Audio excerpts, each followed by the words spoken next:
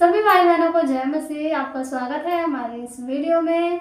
तो मेरे प्रिय भाई बहनों, आज मैं आपको कुछ ऐसी जानकारी दूंगी जो कि हमारे नए मसीह भाई बहनों के लिए बहुत ही इम्पोर्टेंट है, क्योंकि उनका जो समय होता है, उनका जो जीवन होता है, वो अभी मसीहत में नया नया होता है। तो उन्हें कुछ समझ नहीं आता, क्योंकि वो संसार में से निकल कर आते हैं। तो उन्हें क्या करना चाहिए, क्या नहीं करना चाहिए, तो उनके मन में ये डाउट बहुत चलता रहता है। तो वो तलाशते हैं, क्योंकि अभी नए होते हैं और बाइबल का भी उन्हें अभी अच्छी तरीके से ज्ञान नहीं होता। लेकिन जो मेरे पुराने मसीह भाई हैं, अगर वो भी ऐसा कर रहे हैं जैसा कि बाइबल नहीं कहती, तो उनके लिए भी ये वीडियो है। तो ये वीडियो हमारा सिर्फ मसीह भाई बहनों को एक ऐसा मैसेज जो हमें बाइबल बताती है उसको देने के लिए बनाया है। ये किसी भी हिंदू भाई बहन के लिए नहीं है। तो प्लीज़, अगर आपके पास जाता है तो आप इसे स्किप कर सकते हैं, क्योंकि हमारा उद्देश्य ये नहीं कि हम किसी के धर्म की आलोचना करें या किसी के बारे में कुछ बातें उल्टी सीधी कहें, क्योंकि हमारा प्रभु भला है और हमें भलाई से अपना जीवन जीना है। तो ज़्यादा देर न करते हुए हम अपने टॉपिक पर आते हैं। तो मेरे प्रिय भाई बहनों, आज जो हमारा वीडियो है ये करवा चौथ के ऊपर है, क्योंकि जो करवा चौथ का त्यौहार है वो आने वाला है। तो उसको लेकर हमारे मसीह भाई बहन, बहुत जो हमारी मसीह बहनें हैं, तो उनके मन में ये चल रहा होता है, क्योंकि वो पहले से जब संसार में जीवन जीती थी तो इस उपवास को रखती थी। और ये हिंदुओं के लिए बहुत बड़ा उपवास माना जाता है।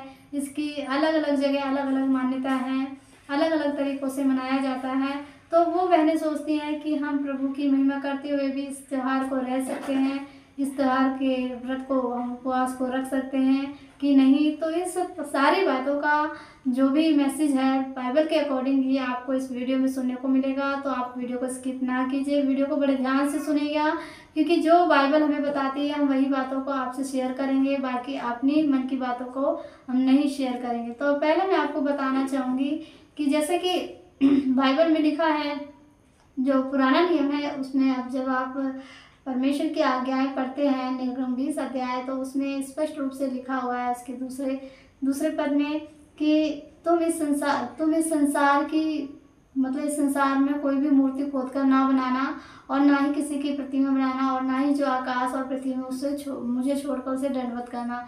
तो परमेश्वर ने पहले हमें स्पष्ट रूप से बता दिया है कि हमें किसी भी चीज़ को दंडवत नहीं करना। और इस उपवास में देखा जाता है कि आकाश में, जैसे कि वचन में लिखा हुआ है कि चंद्रमा की पूजा होती है। तो ये सारी चीज़ें मेरी बहनों, ये सारी चीज़ें परमेश्वर की बनाई हुई चीज़ है। तो जो परमेश्वर बनाने वाला है, तो हम उस परमेश्वर के बेटे बेटियां हैं, तो हम उसकी बनाई हुई चीज़ों को, अगर हम उसकी पूजा पाठ करते हैं, तो परमेश्वर को इस बात से बुरा लगता है, क्योंकि जो परमेश्वर इस जगत को रचने वाला है, हम उसे ही डायरेक्ट क्यों ना दंडवत करें, उसके पास क्यों ना जाएं, हम इधर उधर क्यों भटके। इन सब चीज़ों में कोई ऐसी सामर्थ्य नहीं है। सारी सामर्थ्य हमारे पिता परमेश्वर के हाथों में है। तो हमें परमेश्वर के सम्मुख जाना है।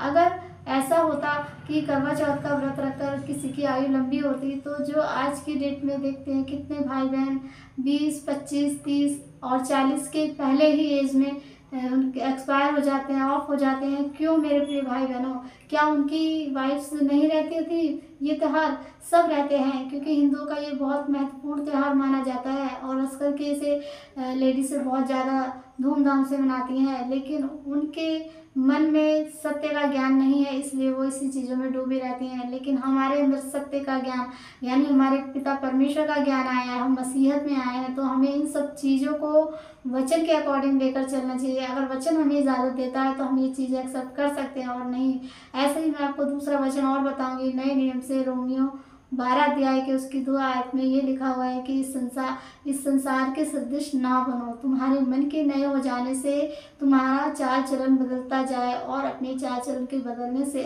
तुम परमेश्वर की सिद्ध और भली भांति इच्छा अनुभव से मालूम कर सकते हो। तो हम अपने आप में ये चीज़ें अपने आप में अनुभव करें कि क्या परमेश्वर, जो हमें पहले ही पुराने नियम में आज्ञा दे चुका है कि मुझे छोड़कर किसी और को दंडवत ना करना, तो क्या इस त्यौहार को अगर हम मनाएंगे या इस व्रत को रखेंगे तो क्या परमेश्वर को अच्छा लगेगा? बिल्कुल नहीं मेरे प्रिय भाई बहनों, क्योंकि वो परमेश्वर हमारा जगत का परमेश्वर, उसने हम सबके पापों के लिए अपने आप को क्रूस पे चढ़ा दिया। तो हमें ऐसा कोई काम नहीं करना जो हमारे परमेश्वर को गुस्सा दिलाए और हमारे परमेश्वर का प्रकोप हमारे पर भड़के। और एक वचन मैं और आपसे शेयर करना चाहूँगी। पहला यूहन्ना उसकी पहला यूहन्ना उसकी 2 आयत का 15 पद है, तो 2 अध्याय का 15 पद है। तो उसमें इस प्रकार से लिखा हुआ है कि इस संसार से प्रेम रखता है और संसार की वस्तु से प्रेम रखता है, उसके अंदर पिता का प्रेम बिल्कुल भी नहीं होता। क्योंकि देखिए, जहाँ तेरा धन है वहीं तेरा मन है। अगर हमारा धन परमेश्वर है तो हम परमेश्वर की ओर ध्यान लगाएंगे। अगर हमारा धन संसार की चीज़ों का है तो हम परमेश्वर से बिल्कुल दूर हो जाते हैं। हम संसार के धन की और संसार की चीज़ों की ओर ध्यान लगाते हैं मेरे प्रिय भाई बहनों। क्योंकि देखिए, ये हिंदुस्तान में त्यौहार मनाया जाता है और बाकी जो दूसरे देश हैं, विदेशों में आप देखते हैं, वहाँ जो हस्बैंड वाइफ रहते हैं उनकी एज कितनी ज़्यादा रहती है, कितने उम्र तक वो जीते हैं। तो वो लोग तो ये त्यौहार नहीं मनाते। तो क्या अगर जैसा माना जाए कि इस त्यौहार को रख कर किसी की आयु बढ़ाई जा सकती है, अगर ऐसा ही होता तो आज की डेट में इस संसार में जितने भी लोग अपनी पूरी एज जीने से पहले ही ख़त्म हो जा रहे हैं, तो वो शायद आज इस वक्त होते। देखिए मेरे प्रिय भाई बहनों, अपनी आयु को हम किस तरीके से बढ़ा सकते हैं, ये भी बाइबल हमें बताती है। हम अपने अच्छे कर्मों के द्वारा, परमेश्वर की महिमा के द्वारा, जैसे कि राजा हिजकिय्याह था, जो कि परमेश्वर के दास ने उन्हें बता दिया था कि परमेश्वर की ओर से आज्ञा मिली थी कि तुम अब मर जाओगे और तुम्हारे मरने से पहले जो भी तुमको अपने राजघराने को आज्ञा देनी वो दे दो। तो उसने पश्चाताप किया, उसने दीवार की ओर मुँह करके उस राजा ने कहा कि हे परमेश्वर, मैंने कोई तेरी दृष्टि में बुरा काम नहीं किया, तो मुझे क्यों आप ऐसा कह रहे हो। तो परमेश्वर के सम्मुख हो गया और जब परमेश्वर ने उसकी प्रार्थना सुनी और सच में परमेश्वर ने उनकी आयु 15 वर्ष और बढ़ा दी। तो मेरे प्रिय भाई बहनों, अगर हमें अपने हस्बैंड की आयु बढ़ानी है, जो मेरी बहनें हैं मसीह, तो उन्हें करना यही होगा कि हम परमेश्वर के सम्मुख जाएं और परमेश्वर से प्रार्थना करें। वो खुदावंद जो हमारे जीवन और सांसों की डोर अपने हाथों में रखता है, जब चाहे किसी की भी सांसों को रोक सकता है और जब तक चाहे वो सांसें भरता रहता है। तो मेरे प्रिय भाई बहनों, हमें परमेश्वर के सम्मुख जाना है। परमेश्वर ही हमारा ऐसा है जो हमारे हस्बैंड्स की आयु बढ़ा सकता है और हमारे हस्बैंड को लंबी उम्र दे सकता है। तो हम क्यों इन संसार की चीज़ों में रहें जब हम संसार से निकल आए हैं। इस संसार से हमें मिला ही क्या, दुख, परेशानियाँ, दिक्कतें, ताने, यही सब चीज़ें मिली। लेकिन हम जब खुदावंद के पास आए तो खुदावंद ने हमें बिल्कुल भी किसी उलाहना के जो मांगा वो दिया है। और अभी भी हमारा परमेश्वर कहता है कि तुम मांगो, तुम्हें जिस बात की घटी कमी में देने के लिए तैयार हूँ। बस हमें मांगने आना चाहिए। मांगने का तरीका यही है कि हम अपने जीवन को पवित्रताई से बिताएं, एक दूसरे के साथ भलाई करें और एक दूसरे के लिए हम जितना भी अच्छा सोचेंगे, परमेश्वर से उनके लिए प्रार्थनाएं करेंगे, तो सचमुच हमारा जीवन ऑटोमेटिक इतना अच्छा हो जाएगा।